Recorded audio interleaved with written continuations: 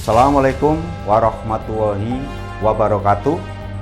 Jumpa lagi bersama saya, Kaslani, calon guru penggerak Angkatan keempat Kabupaten Tegal, Provinsi Jawa Tengah. Kali ini saya akan melaksanakan tugas demonstrasi konstekstual dalam modul 3.2.A.7 tentang pemimpin dalam pengelolaan sumber daya. Bapak Ibu hebat seluruh Nusantara, saat ini saya menjadi guru di SMK Negeri 1 Adiwerna, Kabupaten Tegal, Provinsi Jawa Tengah.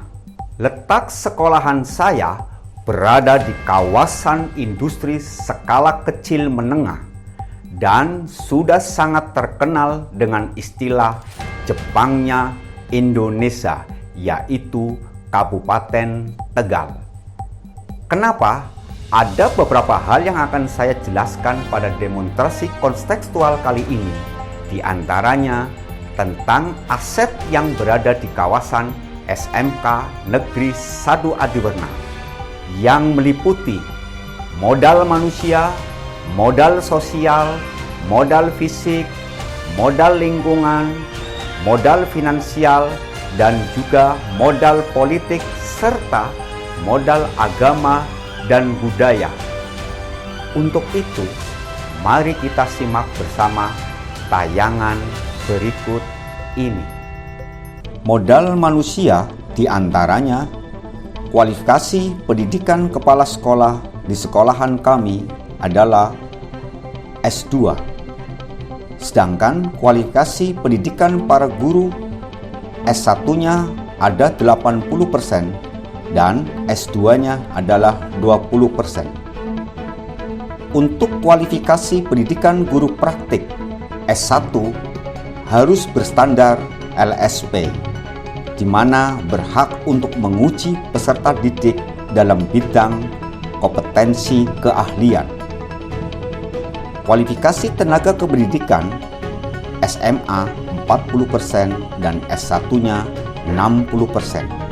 Prestasi yang diraih oleh guru adalah 10% mengikuti kompetensi guru prestasi dan dedikatif, mengikuti kompetensi inovasi pembelajaran dan menciptakan modul pembelajaran untuk proses pembelajaran di dalam sekolahan.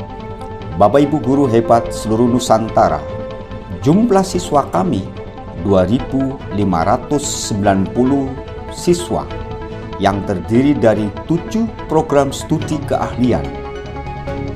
Prestasi yang diraih oleh siswa kami yaitu juara LKS tingkat nasional, juara nasional Cipta Mars SMK, juara provinsi Popda di cabang karate, pencaksilat, dan juga futsal. Guru yang memiliki tugas tambahan sebagai timpak kabupaten, guru sebagai ketua MGMP tingkat kabupaten dan provinsi, serta guru menjadi tim asosiasi profesi guru tingkat cabang dan juga daerah. Untuk modal sosial, sekolah memiliki tata tertib untuk guru dan karyawan dalam menciptakan budaya disiplin kerja, memiliki budaya positif di sekolah. Contohnya, mencintai lingkungan dengan cara mengelola hutan sekolah, greenhouse, ada juga kolam ikan dan pengolahan limbah sampah. Sekolah memiliki tata tertib siswa yang disusun oleh tim kesiswaan dan selalu di-upgrade dalam tiap tahun, menciptakan sekolah ramah anak dan juga menciptakan sekolah Eco Green School dengan mengintegrasikan dalam proses pembelajaran setiap hari. Modal fisik, luas lahan sekolah kami hampir 5 hektar. Maka para siswa yang ada di sini menyebutnya dengan sebutan negara 5 hektar. Jumlah ruang pembelajaran yang sesuai dengan standar ketentuan ruang belajar, memiliki ruang praktek dan bengkel yang representatif sesuai dengan standar industri, memiliki sarana gedung pertemuan, bahkan memiliki lapangan olahraga outdoor dan juga indoor. Terdapat koneksi internet di lingkungan sekolah sebagai pendukung kerja dan juga proses pembelajaran. Ada beberapa di sekitar bangunan dan juga lingkungan sekolah kami terdapat lubang biopori untuk resapan air saat hujan. Lapangan upacara juga dapat menampung 3.000 peserta upacara.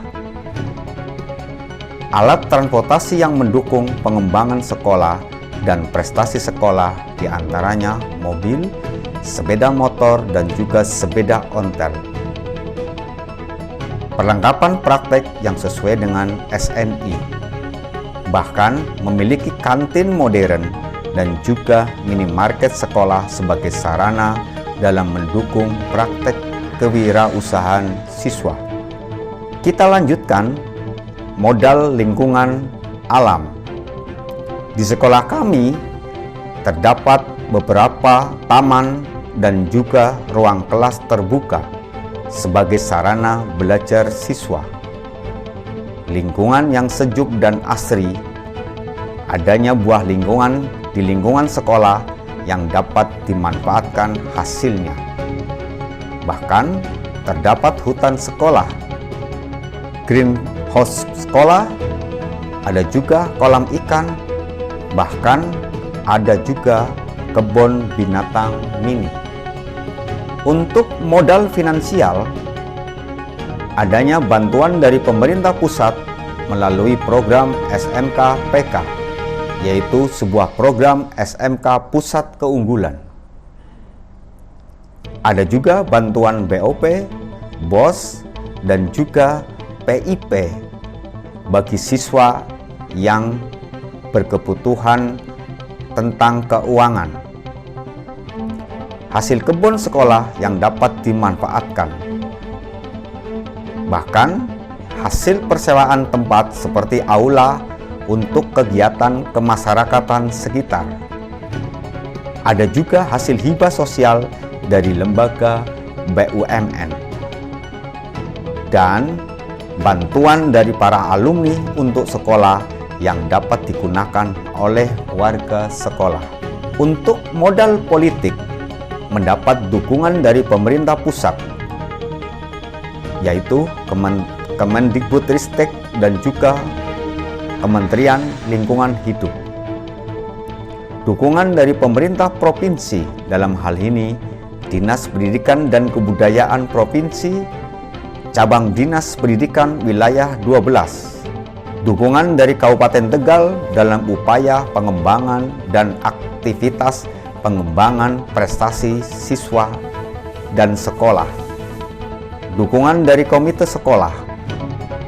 Bahkan dukungan dari komunitas pendidikan diantaranya SMP, MTS, SMK, SMA, bahkan pondok-pondok pesantren di sekitar sekolah kami. Dukungan dari dunia usaha dan dunia industri yang ada di sekitar SMK kami dan juga dunia industri sesuai dengan kompetensi yang dimiliki sekolah kami. Bahkan ada juga dukungan dari perguruan tinggi sekitar dan lebih luasnya sampai dengan luar negeri. Bapak guru di seluruh Nusantara, ada modal agama dan budaya, diantaranya dukungan dari lembaga kemasyarakatan dan keagamaan tingkat kabupaten, bekerja sama dengan pondok pesantren di Kabupaten Tegal dalam kegiatan keagamaan.